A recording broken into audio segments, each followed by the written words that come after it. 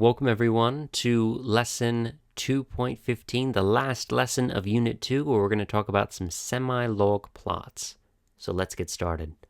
Our one and only big idea for this lesson is really the fact that if we're dealing with exponential or logarithmic functions, one variable is growing very fast compared to the other. For exponentials, the output, whatever the output is representing, grows very, very fast compared to the input. Or, conversely, the logarithm, the input is growing very, very fast compared to the output. So graphing these on a large scale to see a lot of information to be able to make predictions is kind of hard to do on a regular graph.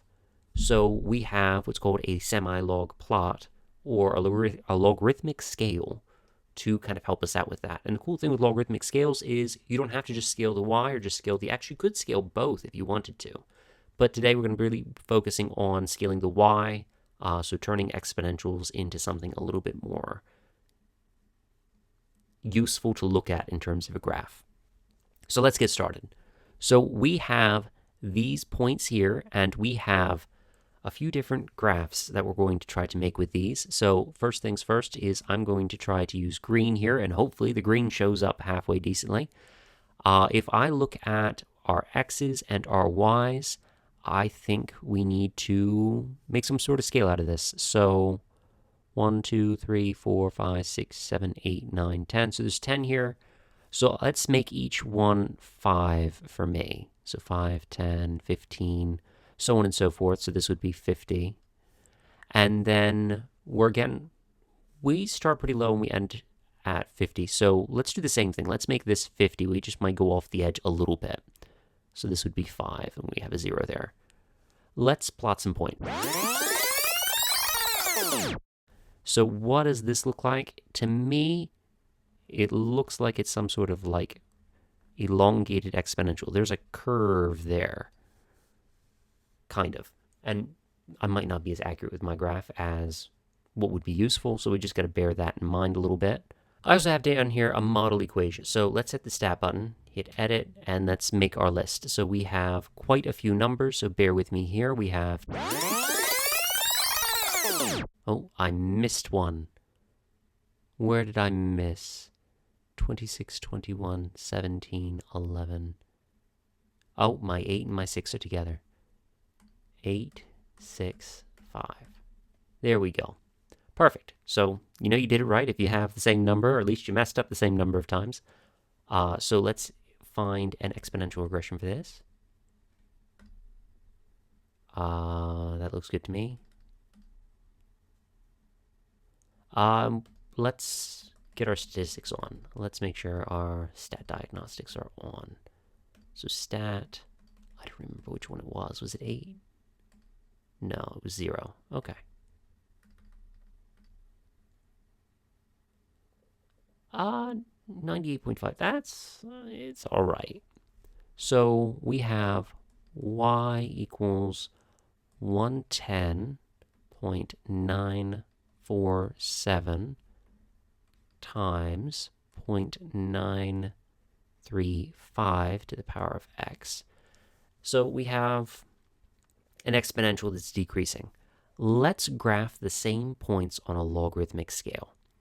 Now, you're going to have to bear with me here, because logarithmic scales are a little bit difficult. So, as you can see, our x's are increasing at the same rate, but our y's are not. Each of these lines is 1, and as you can see, they get really scrunched up really quickly. So, take your time with graphing these, but let's see how good I can do.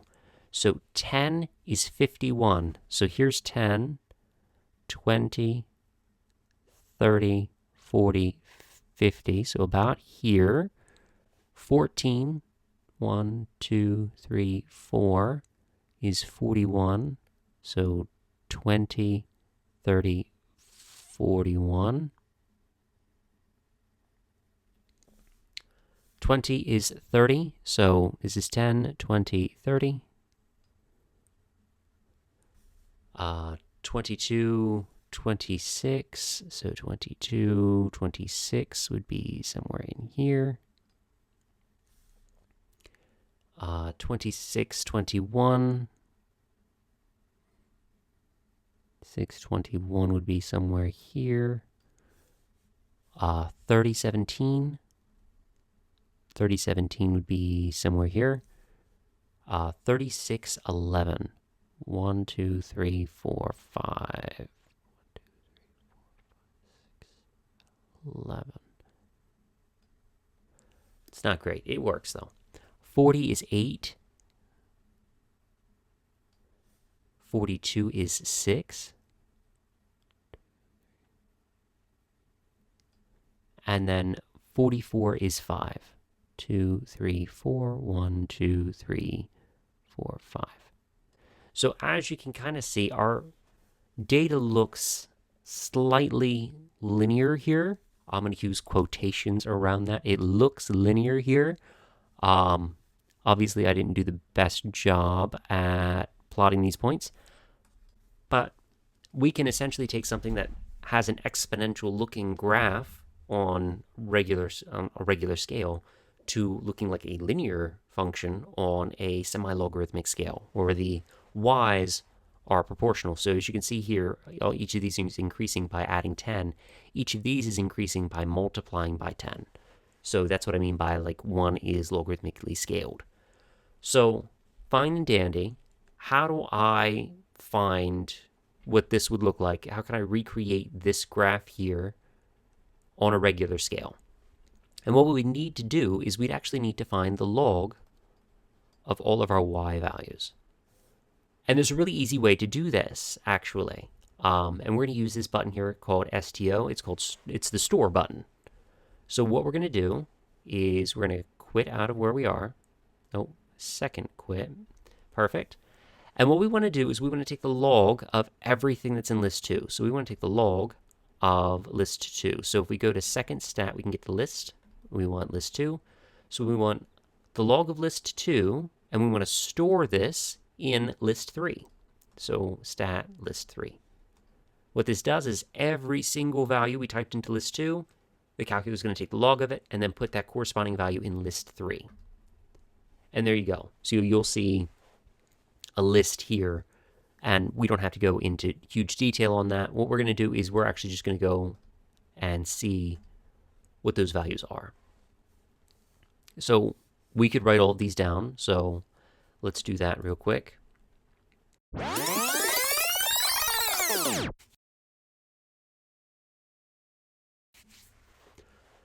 All right, so now that we've got all our values here, we can actually plot them on a rectangular graph. And let's do the same as we did before, but in this case, let's do things a little bit differently. Let's start and make this 0, and we can do the same that we did before, where this is 5, 10, 15, so we'd end at 50. And then for our y's, we're going to start at 0, we're going to end at 2, and there's 1, 2, 3, 4, 5, 6, 7, 8, 9, no, I miscounted. 1, 2, 3, 4, 5, 6, 7, 8, 9, 10. So 1, 2, 3, 4, 5. This would be 1, so this would be 0.2. This would be 1.2, for example, so on and so forth. So let's plot our points now and see what happens.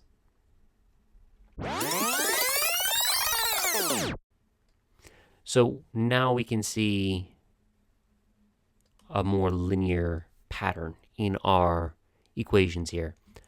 Now, we didn't find equations for these yet, did we? So for this one here, what we're going to do is we are going to, actually for this one here, let's do that one real quick. So that would be stat, calculate, and we want a linear regression. But instead of using list 1 and list 2, we want to use list 1 and list 3. So we want to change this list to list 3. And we're not using it for anything, so let's not store it. So we get y equals negative 0.029 x plus 2.045. So that's what we get for this one. For this equation here, if I were to take the log of y, I would have to take the log of both sides. So I have log y is equal to the log of this exponential, right? 110.947 times 0.935 to the power of x. Now I can do a couple of things here. One, this multiplication can turn into addition. So I have log y is equal to the common log of 110.947 plus, and since this is a power, I can bring that as a coefficient. I have x log 0.935. Now, this kind of looks like a linear function now, right? I'm curious to see how this compares to this. So let's quit out of that. I want to know what the common log of 110.947 is. That looks familiar.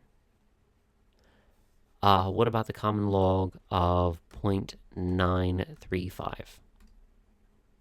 That also looks familiar. So, in fact, the regression here is the exact same as the regression here once I've taken the log of both sides. So you can essentially think of, I can linearize, I don't know if that's a word or not, let's use it. We can linearize an exponential model by taking the logarithm of both sides and turn it into an equation that is then linear. I'm sure there's some applications for that, and I would love for you to brainstorm some so we can talk about them in class. But other than that, let's actually do a problem where we have some data points here. We're going to fill in the missing data, and we're going to discuss whether the data is exponential or not, and then write a regression for it.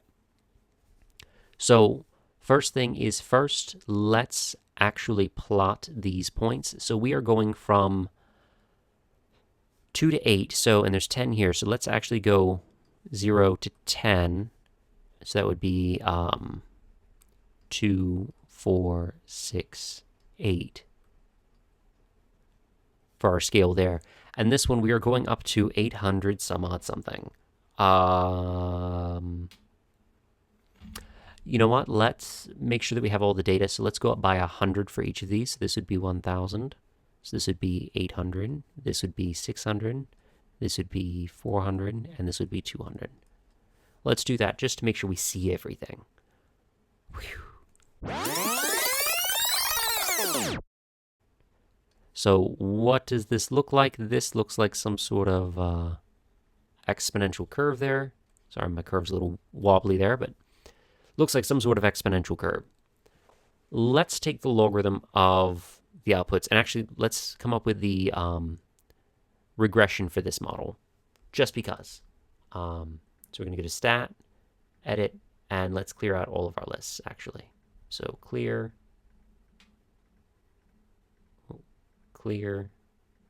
and then clear.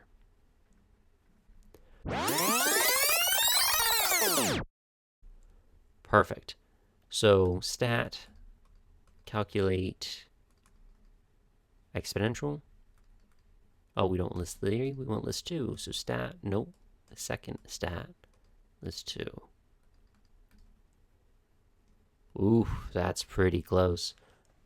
So this equation would be y equals 2.292 times 2.101 to the power of x. Now let's do the same thing. Let's actually graph these here. So we can go up by 1 for each. This would be 0, 1, 2, 3, 4, 5, 6, 7, 8. And this is going to be 10 to the first power. This is going to be 10 to the second power. And this will be 10 to the third power. I'm going to zoom in a little bit. So 2 is 10.1. 3 is 21 point something.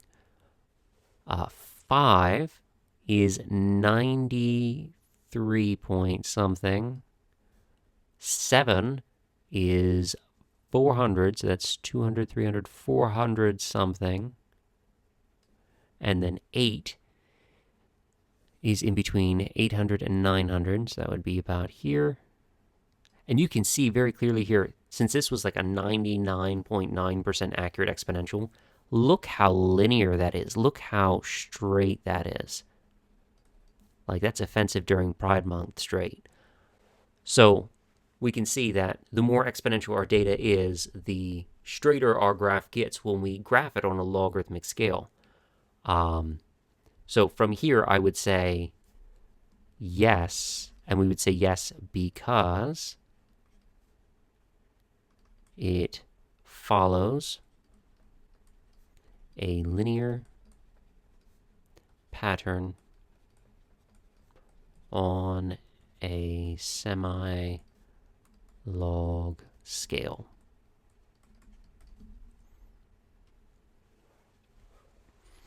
All right, so we've actually done this part here where it says find a regression of the model. We've already done that. Now let's do it for x log y. So we actually need to find what the log y is. So we're going to quit. We want to find the log of everything in list 2. And we want to store that in list 3.